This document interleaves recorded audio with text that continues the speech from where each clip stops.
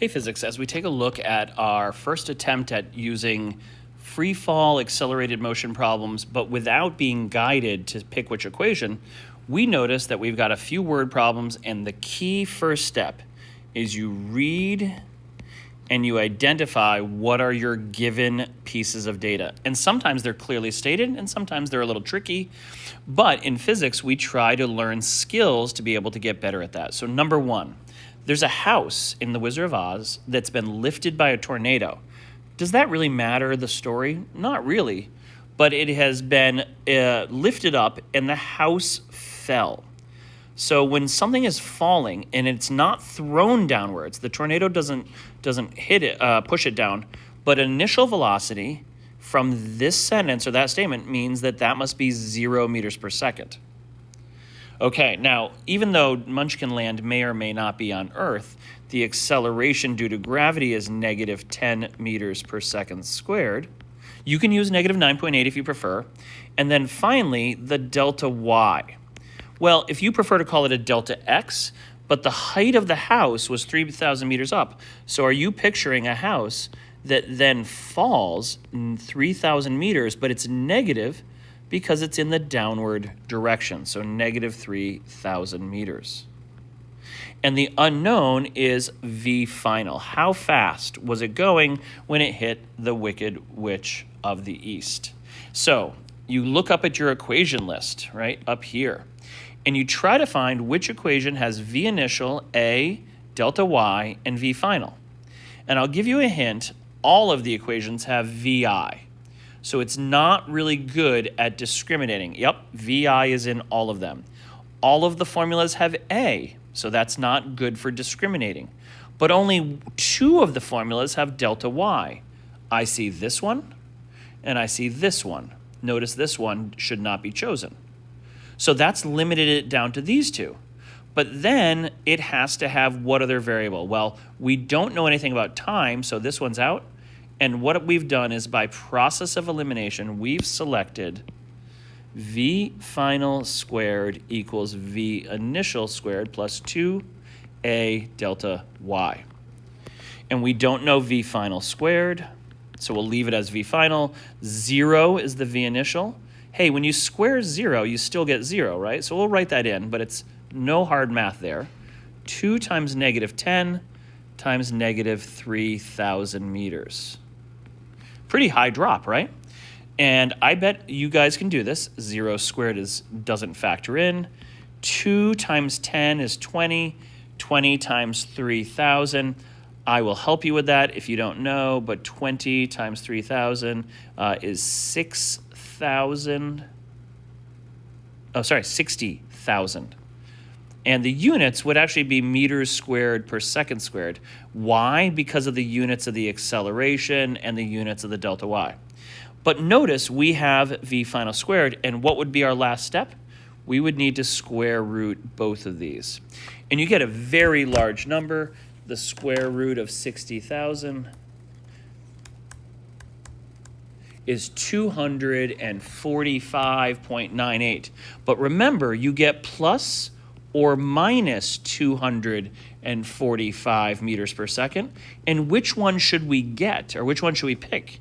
And the answer is we should pick the negative, because which way was the house moving? Downward, a downward V final. Okay, so there's number 1. Number 2, a surfer is on Hawaii when he's walking along some trail to the beach and a coconut falls. Interesting story, Hausman. But all we need to know is that a coconut fell from a tree. Falling tells you that it's V initial, not being thrown, not being tossed. V initial is 0. The time, it says in the next sentence, is 1.4 seconds. Coconuts are on Earth. They have a free fall of negative 10 meters per second squared. That's how much they change their velocity by. And we want to know how fast is it moving. So do you notice I got rid of the list given, but it's expected that you still provide it. I got rid of the word equation, but you still have to pick it. So let's go up to the top. How do I pick the right velocity? Well, remember, every formula has V initial and A. We need to find a formula that has T and V final. And I think we might be maybe hitting a home run with the very first one. V final is our unknown. We have V initial, we have A, we have T.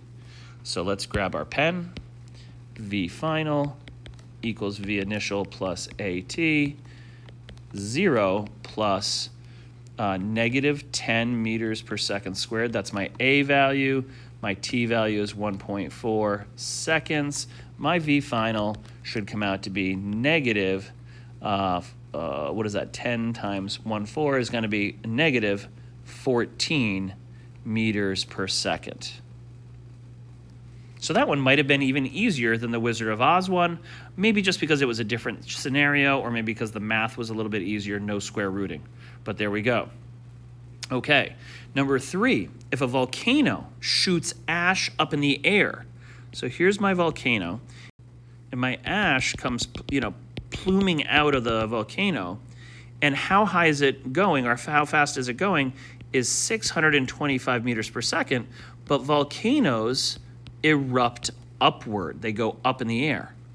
And when it gets to the highest point, we know that the final velocity is 0. That's true for all vertically moving objects, right? It slows down on the way up. It goes to 0. It doesn't stay there, right?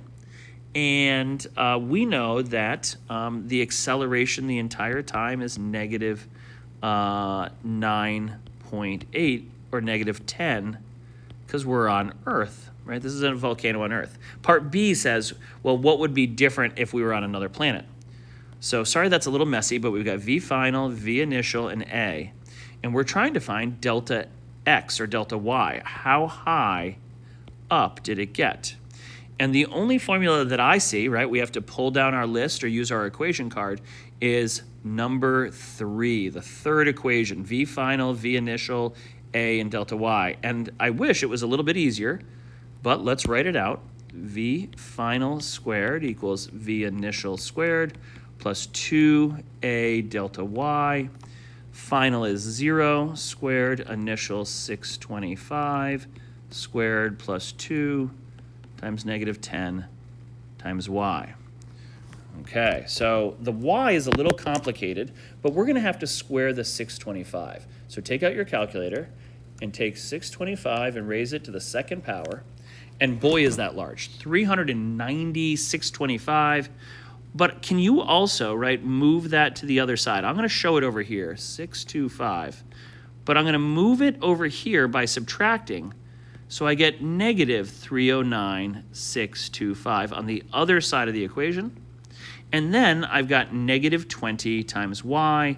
Divide both sides by negative 20. And my y comes out to be 309, 625. 309, 625, divided by 20, both negative, and you get a height that seems completely impossible, but that could go 15,000, oops, pen mode, 15,481 meters up. Okay, let's talk sig figs. We really can only be confident to 3 or 2 digits, depending on the given. So I'd, believe it or not, an acceptable answer would be 15,000 meters, or if you wanted to write 15,500 meters would be a great final answer. Okay? We skipped number 4, and that's the first page.